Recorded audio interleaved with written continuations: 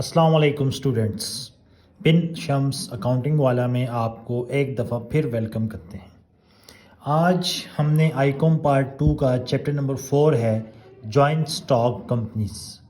दो पोर्शन है उसमें, एक शेयर्स का पोर्शन है और एक डिबेंचर्स का पोर्शन है।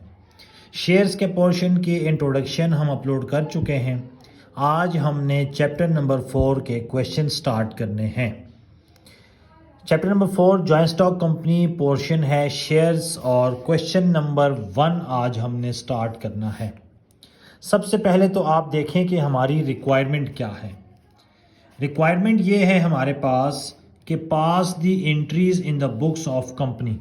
सबसे पहले जर्नल एंट्रीज बनानी है। उसका फॉर्मेट हमने बना लिया है Suhel limited, journal, date, detail, LR, debit rupees और क्रेडिट रुपीस। एक तो हमने जर्नल एंट्रीज पास करनी है। Secondly also show how the figures would appear in the balance sheet of the company. उसने कहा है कि बैलेंस शीट में कौन कौन सी एंट्रीज रिकॉर्ड होंगी। तो उसी सिलसिले में हमने Suhail limited, balance sheet, assets amount rupees और share capital liabilities amount rupees mention कर दिया है।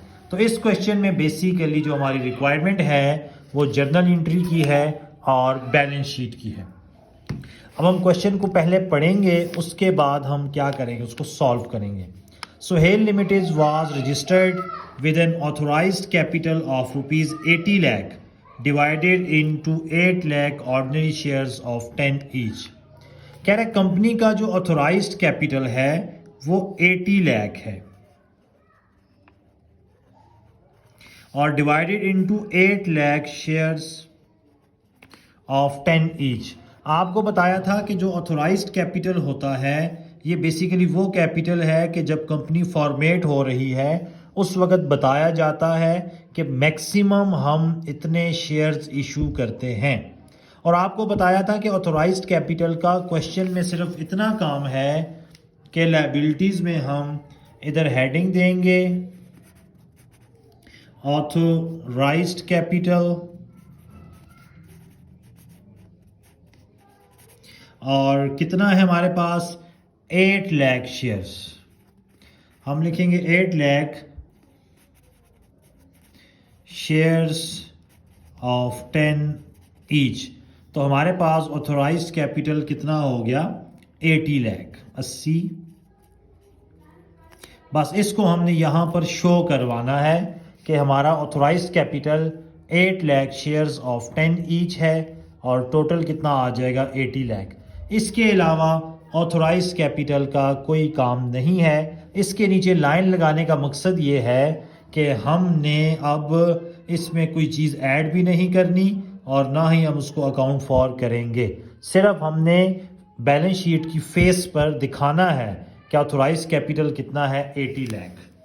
तो पहली स्टेटमेंट में हमें उसने ऑथोराइज्ड कैपिटल दे दिया कि इतना इशू कर सकते हैं 80 लाख तक, कोई इशू नहीं है। 8 lakh shares of 10 each, this is authorized capital. We have to mention it in the face of the balance sheet. The company issued 4 lakh ordinary shares to general public for subscription at par value on 1st July 2022. Company ने 4 lakh shares issue किए हैं general public को subscription के लिए। किस date के ऊपर? 1 जुलाई को एट पार। एट पार का मतलब है 10 का शेयर है तो 10 रुपीस को ही हमने इशू किया है। Subscription date was fixed on 15 July. Subscription की जो डेट थी वो कौन सी है? जुलाई 15। और ईयर हमारे पास है 2022। ईयर में हम लिख देंगे 2022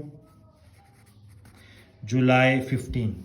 और आपको बताया था कि जब भी एक कंपनी शेयर इशू करती हैं तो सबसे पहले जो काम होता है वो एप्लीकेशन रिसीव होती हैं।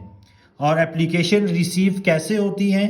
एप्लीकेशन रिसीव पैसों के साथ होती हैं, ठीक है। एप्लीकेशन रिसीव होती है मनी के साथ। तो पहली एंट्री हमने आपको डिटेल में समझाई थी कि कैश रिसीव होगी तो बेसिकली बैंक अकाउंट डेबिट और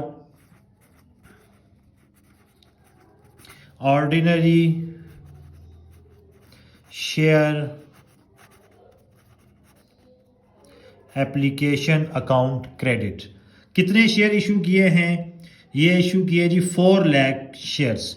तो नीचे नरेशन आ जाएगी, money receive with application,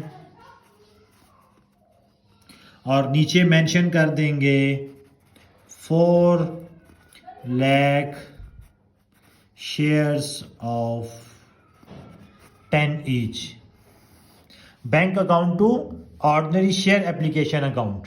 4 lakh share हैं, एक शेयर 10 रुपीज़ का है, तो इसका मतलब बैंक में कितने पैसे आ गए हैं? 40 लाख, और शेयर एप्लीकेशन अकाउंट में भी हमारे पास 40 लाख आ जाएगा। तो जब भी हमने शेयर इशू करने हैं जनरल पब्लिक को, सिर्फ जनरल पब्लिक को, तो एंट्री होगी bank account to share application account, bank account to share application account. और नीचे बता दिया है कि 4 लाख शेयर ही इशू हुए हैं। नेक्स्ट क्वेश्चन में 4 लाख से ज़्यादा भी हमें रिसीव हो सकती हैं एप्लीकेशंस, और कम भी हो सकती हैं।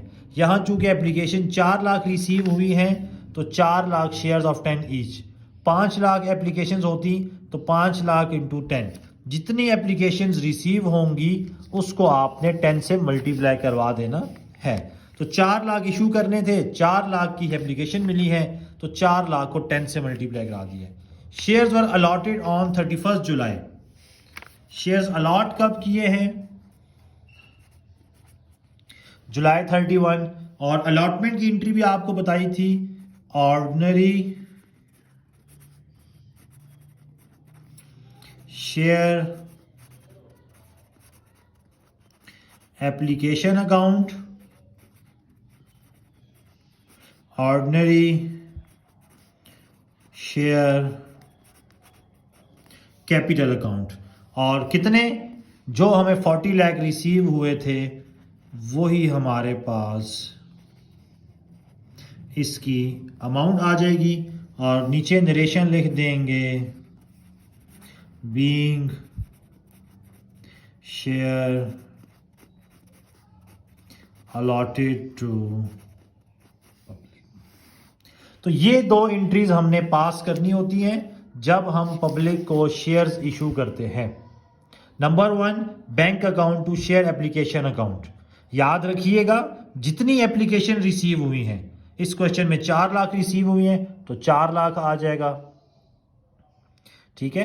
8 लाख होंगी तो 8 लाख, जितनी एप्लीकेशन रिसीव होंगी। ये नहीं देखना कितने शेयर्स अलॉट हुए हैं, जितने की एप्लीकेशन रिसीव हुई हैं वो। दूसरी एंट्री शेयर अलॉटमेंट के वक्त, ordinary share application to share capital account. यहां आपने ख्याल करना है जितने शेयर्स इशू किए हैं उनको आपने अमाउंट लिखनी है। यहां चूंकि 4 लाख शेयर रिसीव हुए हैं, अलॉट भी 4 लाख शेयर हुए हैं, तो अमाउंट सेम ही आएगी। तो ये 2 एंट्रीज आपने पास करनी है। उसके बाद आपने आ जाना है बैलेंस शीट के ऊपर। अब इन एंट्रीज में देखें, एक ही एसेट्स है बैंक, तो एसेट्स में हम लिख देंगे बैंक अकाउंट 40 लाख। सेकेंडली ये ordinary share application account credit में है, ये शेयर एप्लीकेशन अकाउंट डेबिट में है। आपस में कट हो जाएगा, पीछे रह जाएगा ऑर्डिनरी शेयर कैपिटल अकाउंट। इसको हम मेंशन करेंगे इशूड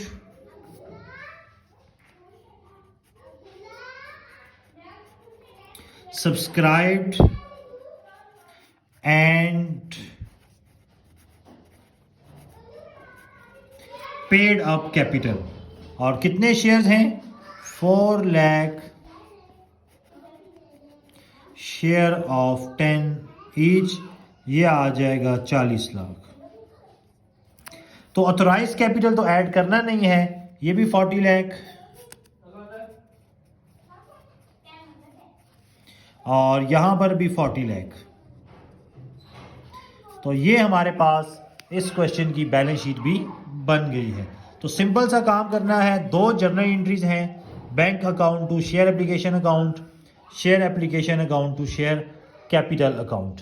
उसके बाद बैलेंस शीट में बैंक आएगा, मोस्टली ज़्यादातर बैंक है। उसके बाद ऑथोराइज कैपिटल जो कि मेंशन करना है, ऐड लेस नहीं करना, issued and paid up capital. तो ये हमारे पास क्वेश्चन नंबर 1 था चैप्टर नंबर 4 का। उम्मीद करते हैं आपको क्वेश्चन समझ आ गया होगा। इंशाअल्लाह अगले लेक्चर में हम आपसे नेक्स्ट क्वेश्चन डिस्कस करेंगे। तब तक के लिए इजाज़त चाहते हैं। अल्लाह हाफिज़।